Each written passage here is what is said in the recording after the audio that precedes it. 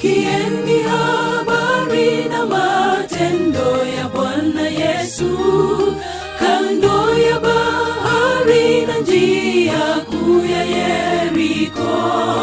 Tazameni jinsi umati mkubwa unavyosogea, wamesikia habari zake mwana wa Mungu. Ni nani awezaye kufanya mambo makuu? Ni nani awezaye kuokoa? Mwana seremala, Mungu wa Waisraeli, ameponya vipofu, viwete wanatembea, mapepo yanatoroka, viziwi leo wasikia. Mume wa wajane leo yumo hekaluni, yeye ni mkuu, Mungu astahili heshima. Simba wa Yuda hakuna linalomshinda. Ni nani awezaye kufanya mambo makuu? Ni nani awezaye kuokoa?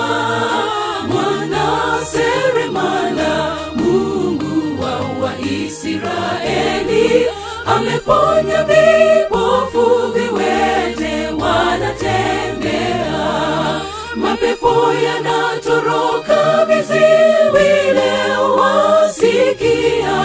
Mume wa wajane leo yumo hekaluni, yeye ni mkuu, Mungu astahili heshima. Simba wa Yuda hakuna linalomshinda.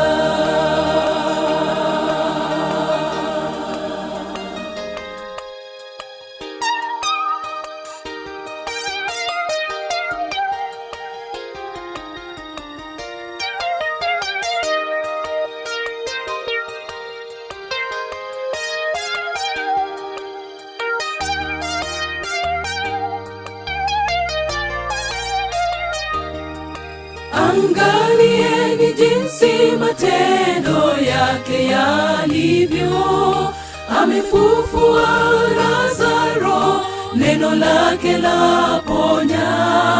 Hata baharini kote pepo zinatulia, amewalisha wenye njaa ya mwili hata neno.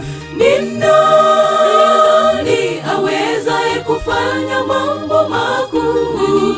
Ni nani awezaye kuokoa? Mwana seremala, Mungu wa Waisraeli, ameponya vipofu, viwete wanatembea, mapepo yanatoroka, viziwi leo wasikia. Mume wa wajane leo yumo hekaluni, yeye ni mkuu, Mungu astahili heshima. Simba wa Yuda hakuna linalomshinda. Ni nani awezaye kufanya mambo makuu? Ni nani awezaye kuokoa? Mwana seremala, Mungu wa Waisraeli, ameponya vipofu, viwete wanatembea, mapepo yanatoroka, viziwi leo wasikia. Mume wa wajane leo yumo hekaluni, yeye ni mkuu, Mungu astahili heshima. Simba wa Yuda hakuna linalomshinda.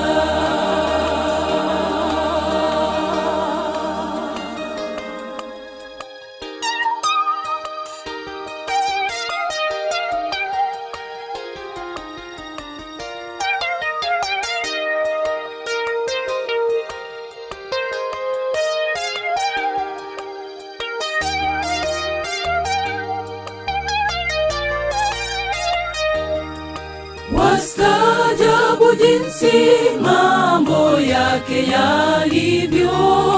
Ameshinda kifo, yeye mwana wa Mungu, na sasa ni kuhani mkuu. Amefanyika bora kuliko malaika nao wanadamu.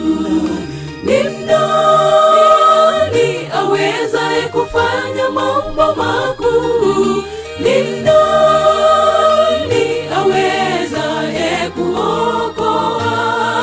Mwana seremala, Mungu wa Israeli, ameponya vipofu, viwete wanatembea, mapepo yanatoroka, viziwi leo wasikia.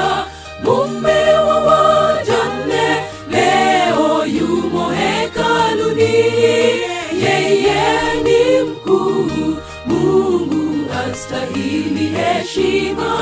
Simba wa Yuda, hakuna linalomshinda. Ni nani awezaye kufanya mambo makuu? Ni nani awezaye kuokoa? Mwana seremala, Mungu wa Israeli, ameponya vipofu, viwete wanatembea, mapepo yanatoroka, viziwi leo wasikia. Mume wa wajane leo yumo hekaluni, yeye ni mkuu, Mungu astahili heshima. Simba wa Yuda, hakuna linalomshinda. Ni nani awezaye kufanya mambo makuu? Ni nani awezaye kuokoa? Mwana seremala, Mungu wa Israeli, ameponya vipofu, viwete wanatembea, mapepo yanatoroka, viziwi leo wasikia. Mume wa wajane leo yumo hekaluni, yeye ni mkuu, Mungu astahili heshima. Simba wa Yuda, hakuna linalomshinda.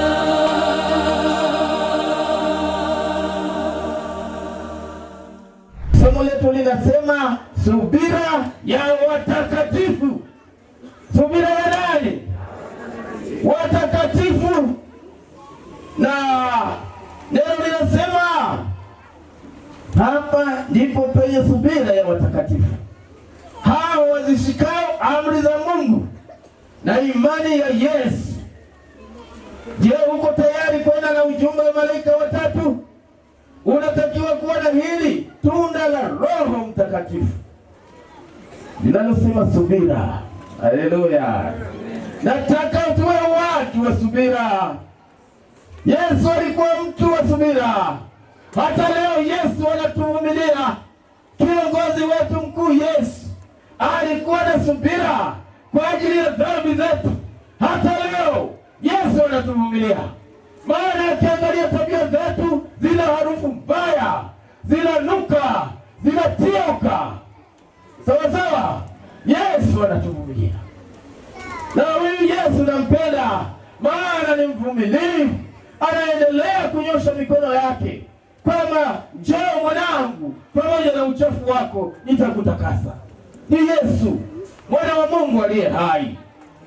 Kwa hiyo anasema yeye ni mtu wa subira. Mwana wa Mungu hana haraka, anakuvumilia wewe na mimi.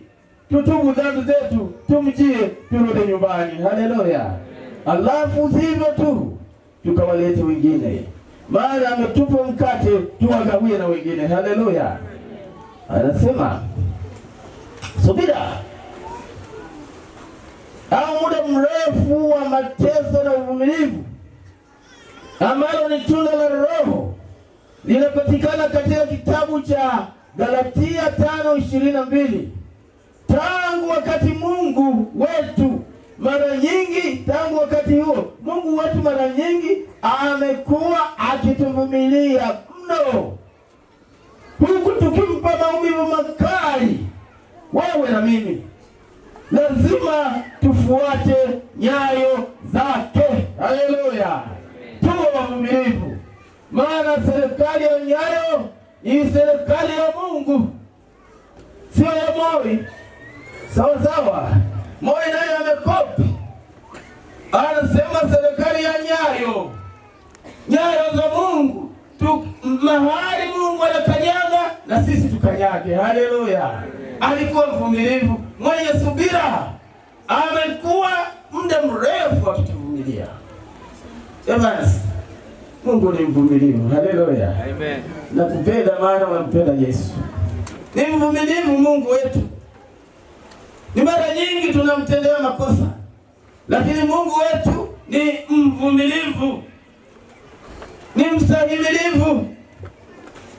Mungu wetu, Mungu wetu, mpaka mtoto analeta maombi. Haleluya, kama sawa. Mungu anatuvumilia bado.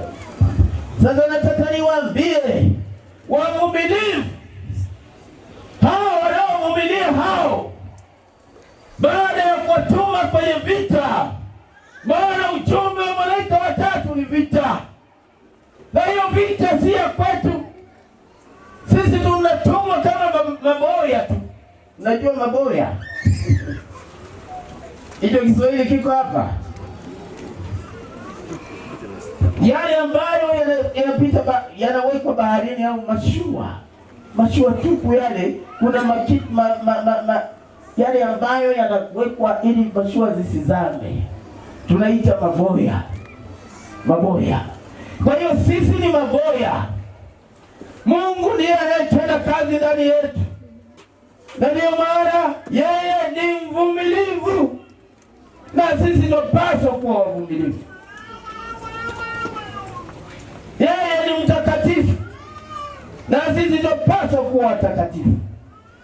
Hebu tusome kitabu cha Korintho wa kwanza 1 fungu la 2. Yule msomaji wangu atusomee 1 fungu la 2. Ndio, kwa kanisa la Mungu, lililoko Korintho, wale waliotakaswa katika Kristo Yesu, walioitwa wawe watakatifu, pamoja na wote wanaloliita jina la Bwana wetu, Yesu Kristo kila mahali, Bwana wao na wetu. Haleluya! Waliotakaswa,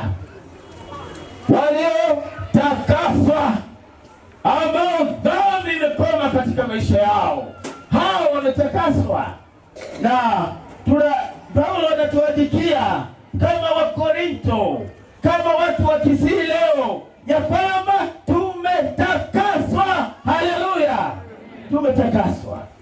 Na ikiwa tumetakaswa, tukafanye kazi ya Bwana, maana hii kazi haifanywi na watu wachafu, wale ambao wanatia ukati. Kusikia wanaimba hapa kwamba harufu mbaya huko kupeleka ujumbe wa malaika watatu, na ni lazima dhambi ife kwanza, ndipo twende na miguu yetu tukawaite. Lakini tunaenda katika vita, lazima tuvae kijeshi, tuvae silaha za vita. Haleluya! Na silaha hizo tulizitaja juma hili, ziko nyingi. Tuvae mojawapo ikiwa hii hapa, amasabo. Haleluya! Neno la Mungu pamoja na amasabo. Yesu alishinda kupitia hilo. Bwana apewe sifa. Lakini kuna fungu jingine, Wafilipi 1 fungu la 1 na la 2. Hebu tusomee 1 fungu la 1 na lile la 2. Paulo na Timotheo, wa Kristo Yesu, watumwa au wajoli wa Kristo Yesu, watakatifu wote, kwa watakatifu wote katika Kristo Yesu, walioko Filipi pamoja na maaskofu, na mashemasi, neema na iwe kwenu, na amani zitokazo kwa Mungu Baba. Haleluya. Watakatifu wote mlioko hapa, naomba mpite taratibu hapa au tuhamishie kidogo hapa. Usikatishe hapa mbele ya TV hii ili picha zionekane vizuri. Haleluya. Basi tuangalie kitabu cha Wakorintho wa kwanza 10 fungu la 31. Watakatifu wa Bwana. Inasema hivi, basi mlapo au mnywapo au mtendapo neno lolote lile, fanyeni yote kwa utukufu wa nani? Wa Mungu. Hilo unakula ni ibada, sawa. Kwa hiyo ule vya kumtukuza Mungu, niliwaambia kuna watu wanakula matakataka ambayo Bwana alikataa. Kuna watu wanafuruta masigara, kuna watu wanakunywa pombe. Hayo ni matakataka, hayaleti utukufu wa Bwana. Kuna watu wanafanya zina na bado wanataka kufanya kazi ya Bwana. Mguu mmoja nje, mwingine ndani. Lakini Bwana anasema mlapo, mnywapo au mfanyapo neno lolote, fanyeni yote kwa utukufu wa Bwana. Kuvaa kwetu, kuongea kwetu, kuimba kwetu, hata kutembea kwetu, jirani ajifunze somo fulani kutokana na lifestyle yetu. Maana hilo ni hubiri lililo hai kushinda hili la kukaa hapa juu kuongea. Hakuna hubiri lenye nguvu kushinda la lifestyle yangu na yako. Mwenendo wangu na wako ni hubiri mbele za Bwana. Haleluya. Na hilo litakupeleka mbinguni au litakuzuia kwenda mbinguni. Kula, kunywa au neno lolote kwa utukufu, heshima na kicho viende kwake. Hapo ndipo tunaitwa watakatifu wa Bwana. Haleluya. Nashukuru sana. Sehemu nyingine anasema we can be like Job when sick and isolated by friends and his people, lost everything and reduced to having nothing, still knew that he was saint and could give a testimony about God he worshiped. Sawa. Mmenielewa mahali hapo? Kwamba kama Ayubu, Job, tunaona Job anaumwa, amepigwa, maumivu, mwili una madonda, mwili una majipu, lakini Job hakuacha kumtukuza Mungu. Haleluya. Bado alisema ninamtetea Mungu, mtetezi wangu yu hai. Hata kama tunaumwa kiasi gani, twende tufanye kazi ya Bwana. Huo ndio ujumbe wa malaika watatu. Hauchagui. Hata kama umepitia mapito kiasi gani, unajua ujumbe huu unaupenda, maana kila mmoja amepewa nafasi ya kwenda kuhubiri ujumbe huu. Ujumbe wa malaika watatu. Lakini Mungu ametupatia mambo matatu hapa. Ametupatia message. Na ametupatia mission. Ujumbe. Tunaita utume. No. Message is ujumbe. Then akatupatia mission. Mission yetu ni ujumbe wa malaika watatu. Na ndio maana naona hata mashirika, hata hospitali wanaandika pale mission yetu ni hii. Si ndio? Naona kila taasisi wanaandika mission yao, wanaandika ni vision yao. Alafu sasa watafanya nini kupitia hiyo mission na hiyo vision na mission yao? Na Mungu naye ametupatia message, akatupatia mission, akatupatia motives, msukumo. Na ikiwa tumepewa vyote hivyo, utawezaje kutulia ikiwa Bwana amekusukuma? Ikiwa Bwana amekujaza Roho Mtakatifu, utakaa chini, usukume viti hapa, uchakane malongi hapa, muda wote unaimba na huna mahubiri yoyote. Bwana hataki mtu ambaye hana faida kwake. Haleluya. Anataka tuondoke tukahubiri. Anataka tuondoke tukahubiri. Ondoka uangaze, maana nuru yako imekuzukia. Beba nuru, toka kalete watu kwa Yesu. Haleluya. Naipenda Injili, naipenda Sabato. Hivyo ni vitamu kushinda kitu kingine chochote. Injili ya milele. Hebu tuone. Hebu tusome Joel. Joel 19:25 mpaka 27.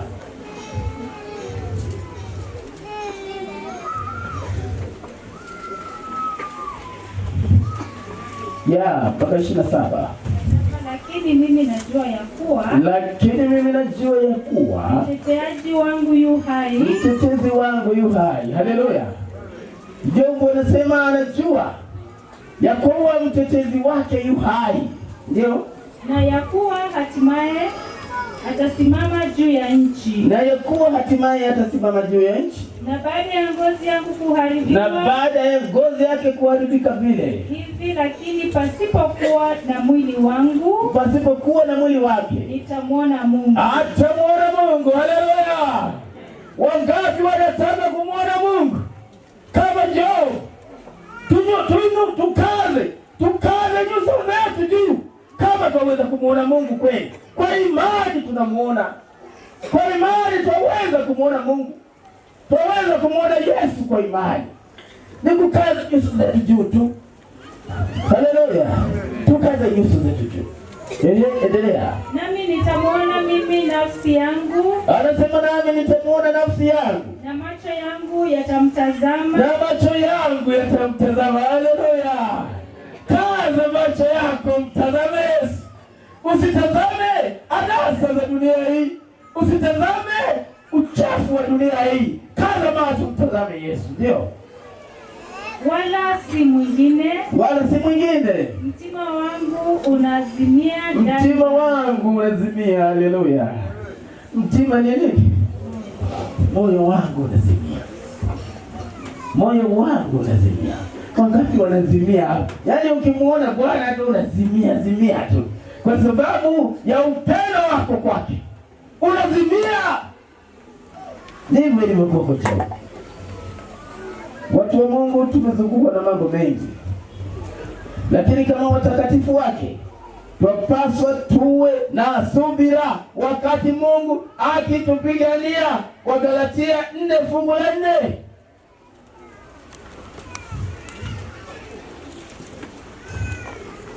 Galatians 4:4. Hebu tusomee. Ndio. Ndio. Mungu alimtuma mwanawe ambaye amezaliwa na mwanamke. Yes. Amezaliwa chini ya sheria. Amezaliwa na mwanamke chini ya sheria. Yesu Kristo mwana wa Mungu. Wakati ulipotimia tu. Hebu tuende chini. Anasema mwisho, tabia ya watakatifu wa Mungu ni kutunza na kuzishika amri zake. John 14:15. Tusome 14:15. anasema mkinipenda mtazishika amri zangu. Unajua amri ni fensi, amri ni uzio, amri ni fence, tena ni electric fence ambayo ni ya umeme. Ukipeleka mapua yako hivi hivi utakutana na kifo, maana mshahara wa dhambi ni mauti. Amri ni uzio. Mungu anatupenda sana, ndio maana ametupa amri zake, amri 10 na Sabato ikiwa ndani yake. Amri hizo 10 ni uzio, hizo ni fence. Mungu ametuwekea fence, lakini bado tunatoka tunaenda nje. Lakini matokeo ya dhambi, mshahara wa dhambi ni mauti. Ilikuwa na mbwa wangu anaitwa Tiger. Huyu Tiger alikuwa mkora. Unajua mbwa mkora anafungiwa, anapiga nduru asubuhi mpaka jioni, usiku kucha. Anataka afunguliwe akatafute uchafu wa dunia. Nikaona wiki ya kwanza, Tiger vipi bwana, mimi nakuletea nyama kilo 2, wewe unanipigia makelele hapa usiku kucha. Sasa akakajimbwa shenzi hapa. Niambia, aisee, tuna kijana wangu, fungulia huyo. Si amekataa ulinzi. Fungulia, mwache. Akaenda. Tiger akakutana na mbwa wa kora. Siku nyingine anakuja, amekatwa kiuno, amekatwa mgongo. Miguu miwili peke yake inatembea, mingine ni katwa mgongo yani. Ai, nikamhurumia mbwa. Sasa ndio unarudi umesha unajua, kaanza kunuka. Wakati anaishi nikaona wadudu wanatoka mgongo wanaanguka. Nikajaribu kumtreat kwa daktari, ikashindikana. Tiger kafa. Amekataa ulinzi. Dhambi ni kujitakia, kifo ni kujitakia, maana mshahara wa dhambi daima ni mauti. Tukikataa ulinzi wa Bwana atatuachilia, na mwisho tutajutia matokeo ya uchaguzi wetu. Maana ni uchaguzi, umpe kura yako Yesu au umpe Saitani. Sawa sawa, samahani wa heshima, hakuna Saitani hapa. Umpe kura yako Yesu au Saitani, watu wawili tu. Ukichagua Yesu utapata uzima wa milele, ukichagua Saitani utapata mauti ya milele. Tiger amekataa ulinzi. Sasa anasema amri zangu kama mkinipenda mtazishika. Je, tunampenda Bwana? Tunampenda Bwana? Na hizo amri 10 za Mungu ni tabia ya Mungu. Haleluya! Tabia yake ni package, iko kwenye amri 10 zake. Ukizishika hizo, ukimtanguliza yeye ndani, atakuwezesha. Peke yako utaweza, lakini hiyo tabia ya Mungu. Haleluya! Ukikataa moja, umekataa tabia ya Mungu, pale utaangamia. Maana anasema ukivunja moja, umevunja juu ya zote. Ukivunja moja tu, umevunja juu ya zote, umevunja zote.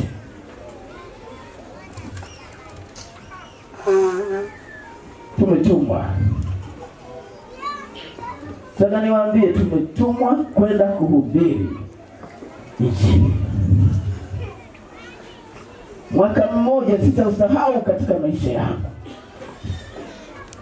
kwa sababu ya kupenda Injili kwangu. Nilitoka nikapita njia katikati, kaenda mpaka Dodoma.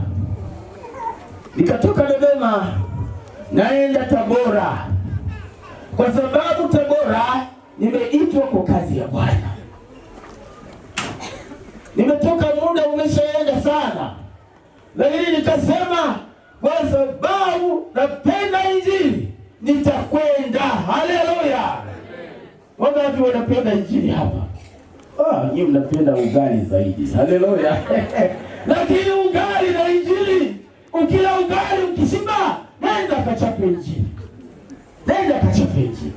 Injili ya milele. Nilipotoka Dodoma, maana sasa nimefika Dodoma, nikasema leo sitalala Dodoma. Wale watu wananihitaji kule. Sitalala Dodoma. Dodoma ndio makao makuu ya nchi ya Tanzania. Nikatoka jioni, nikakutana na jamaa, pastor, usiende huko, kuni hatari. Hilo pori lote hilo utakufa pastor. Kaambia mimi naenda na Yesu. Haleluya! Mimi siogopi. Hata simba simuogopi. Nikiwa na Yesu siogopi chochote. Haleluya! Nikamwambia nitakwenda. Mke wangu akani, baba, lakini tusiende. Mbona watu wametokea tusiende? Nikamwambia mke wangu, twende, tukifa tufe katika mikono ya Bwana. Haleluya! Tukatoka usiku, tulikuwa na gari na watu wengine 3 walikuwa ndani. Tumefika mahali usiku, imeingia saa 7 ya usiku, tukaambiwa hapo mbele hapo kuna majambazi. Na majambazi hawa wamesimamisha basi lililokuwa mbele yetu, wakawachitoa peleka porini. Walipowapeleka porini, wamevaa uniform za kijeshi, ni magaidi. Kasema leo kuna kazi, lakini tuko na Yesu. Haleluya! Tuko na Yesu, tuko na Yesu. Yesu na Yesu peke yake. Tuko na Yesu. Tabia mama kachonjo. Leo tunakwenda kukutana na shetani live. Lakini kaweka Yesu wako sawa sawa. Haleluya! Mama akaona ana wasiwasi. Mama usisikiti. Kama ni kufa, tumezaliwa siku moja, tutakufa siku moja. Na tukifa shambani mwa Bwana, kuna shida gani mama? Wewe mke wangu bwana. Tena nilikutoa mbali, na wewe mwenyewe ulinitoa mbali. Tukaingia Bwana. Kufika ghafla mimi mvu. Majambazi, hey, stop, come on. Kasikia risasi, pa! Wacha hii ya kwenu mnipiga juzi. Ile sio kitu. Alafu watu wanaanza kuogopa kutetemeka hivi. Gambia, mama kaa chonjo, unasikia hiyo? Kaona mama anainama. Gambia, omba maombi yako yote leo. Maana tunakwenda kukutana na shetani live. Kazi ya Bwana, haleluya! Kazi ya Bwana, haleluya! Ni raha tu. Gambia, kama ni kufa, wacha tufe mama leo. Mbele tukaenda. Kidogo tu magogo yamewekwa barabarani. Mnaenda wapi saa hizi? Ndio tunaenda Injili. Wamevaa nguo, wameweka maski zao na wamevaa nguo za askari, wamebeba sabu machine gun nyingi, na walikuwa wengi zaidi ya 20. Nasema leo mmekwisha. Ndio mama omba hapo. Si unaona tunaenda leo kufa hapa. Lakini kwani nimekufa? Hakuna kuzuia Injili. Haleluya!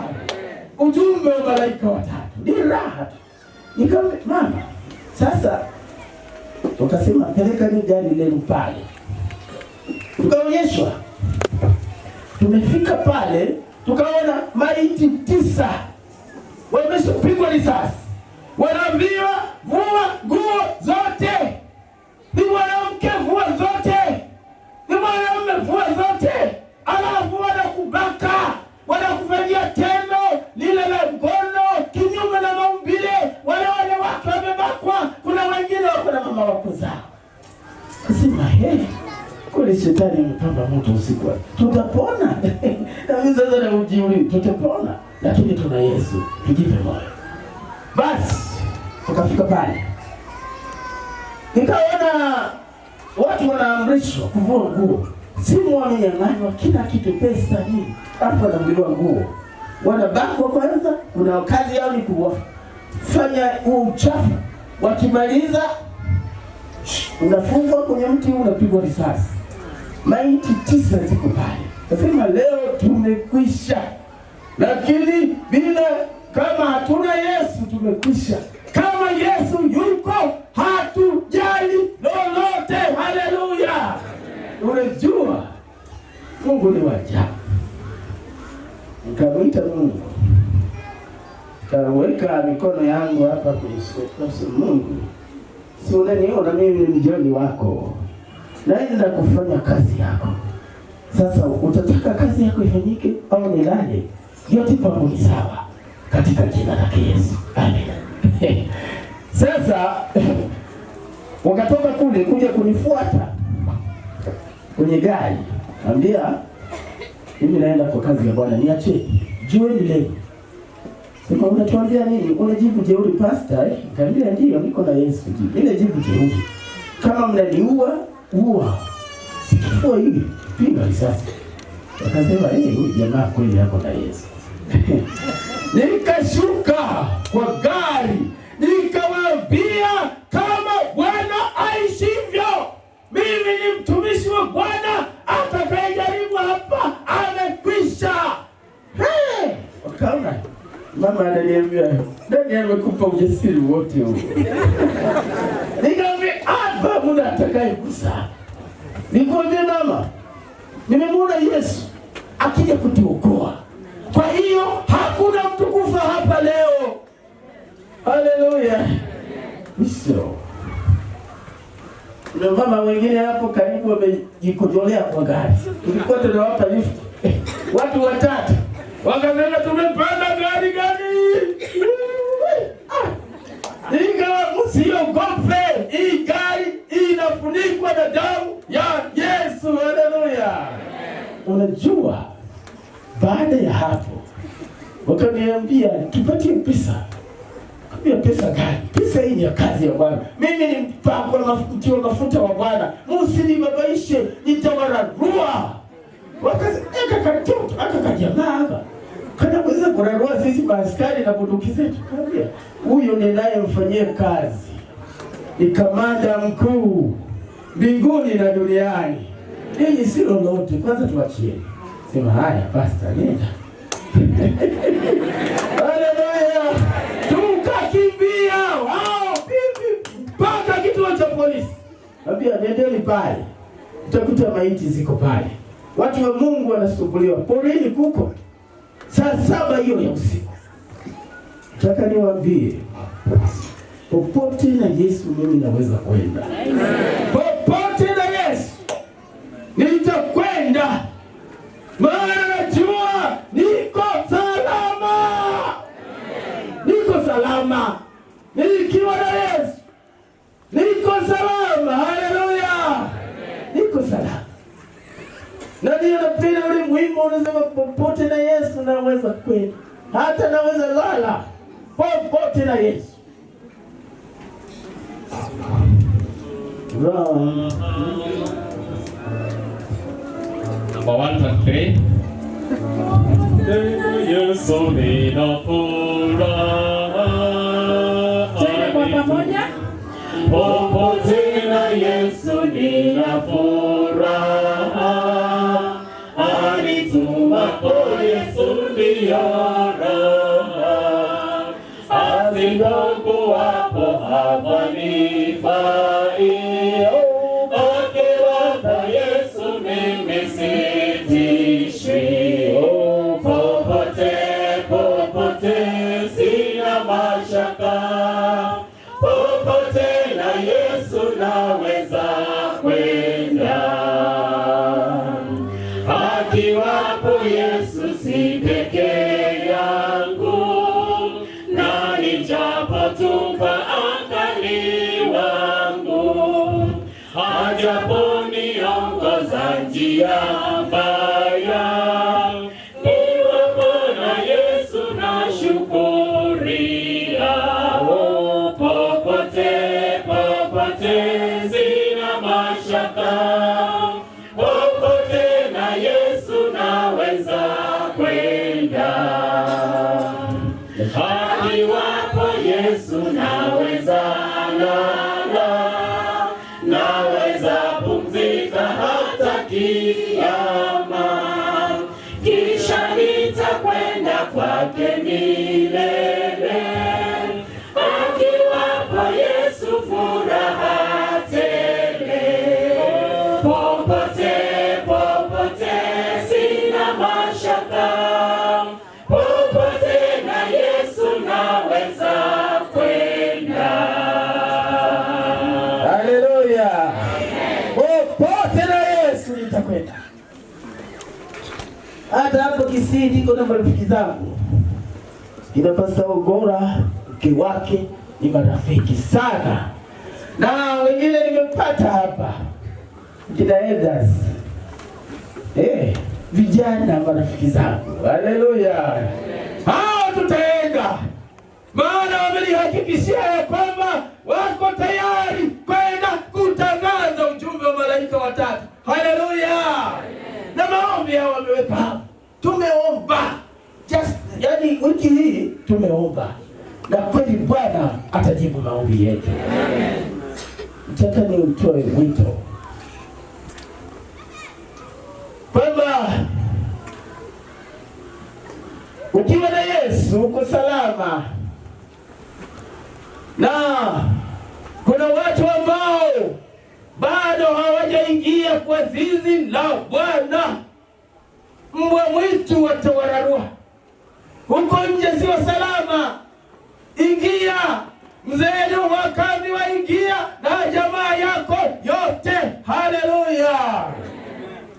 Ikiwa unataka kukaa salama kwa hiyo mashua ya Nuhu ndani ya kanisa, utulie kwa Yesu, maana tumeambiwa subira.